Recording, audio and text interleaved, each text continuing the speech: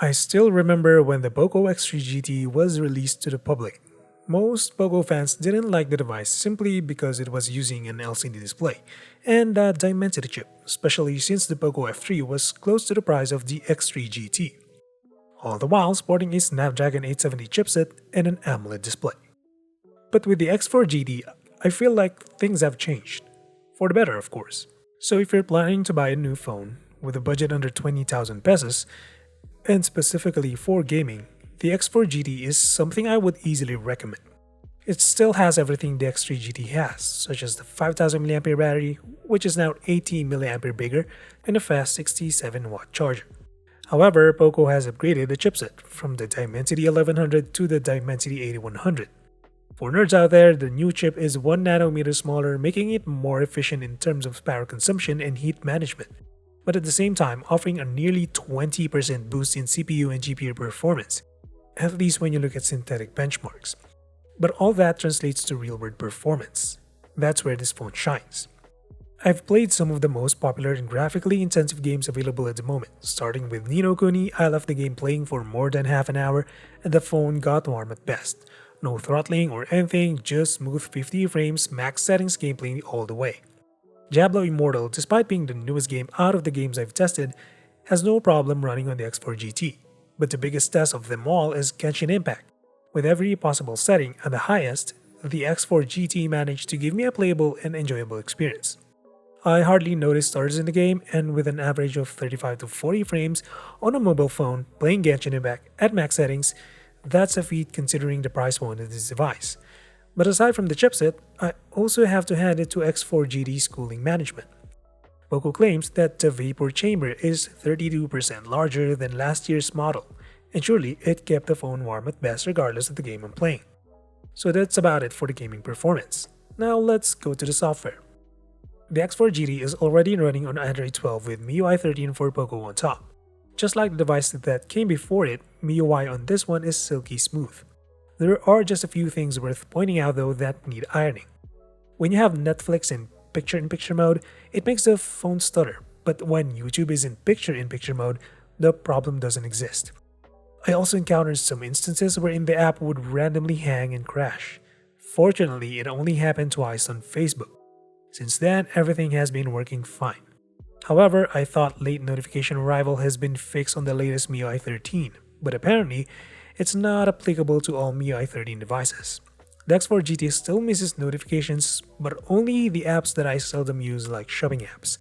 But for the apps I always open like Messenger, Instagram, and Gmail, they arrive just alright. The battery life on the X4 GT has been really solid though. I've been having a hard time draining the battery in a single day. I usually have to charge this phone after 2 days worth of use, and that's me averaging 6 to 7 hours of screen time, shorter when gaming is involved. The 67-watt charger is still awesome, getting this phone to a full charge from empty in under 15 minutes. So far, everything said about this phone has been good, but what about that display? If you follow the tech world, you're probably baffled to see LCD at this price range. Apparently, you shouldn't be, because this 6.6 inches IPS LCD display looks a lot like AMOLED. Just in terms of colors and vibrancy of the display, this LCD looks a lot like AMOLED. I compared it side by side with other OLED displays like the iPhone 13 Pro and Samsung Galaxy Note 9, and X4 GT isn't that far behind. Really, the only thing that gives off that LCD vibe is the contrast ratio, but even in dark mode, the black level isn't that bad for an LCD of this quality.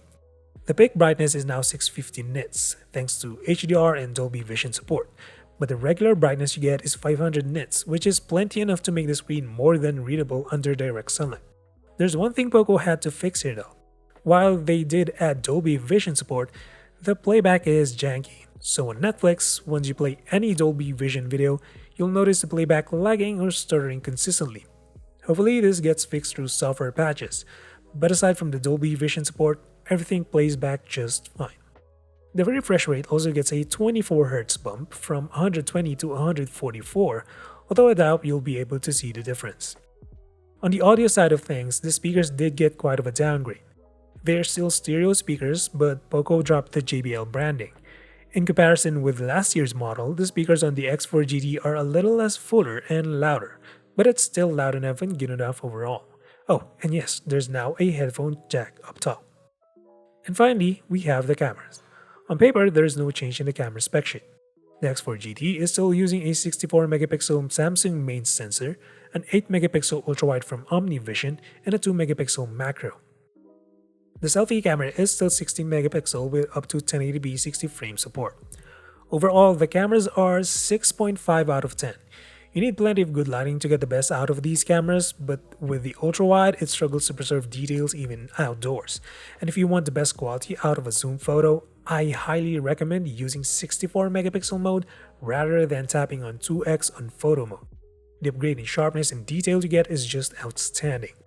Most of the photos you get here are on the soft side, including the selfie camera. But with selfies, at least there's a decent dynamic range. Night mode is available for both front and back cameras, and it does the job quite well. It doesn't tend to go overboard. Night mode here basically cleans up the image by producing better sharpness and colors. With videos, the back camera tops at 4K at 30 frames. Anything above 1080p, you lose stabilization. However, I'm more impressed with the quality of the videos here than the photos.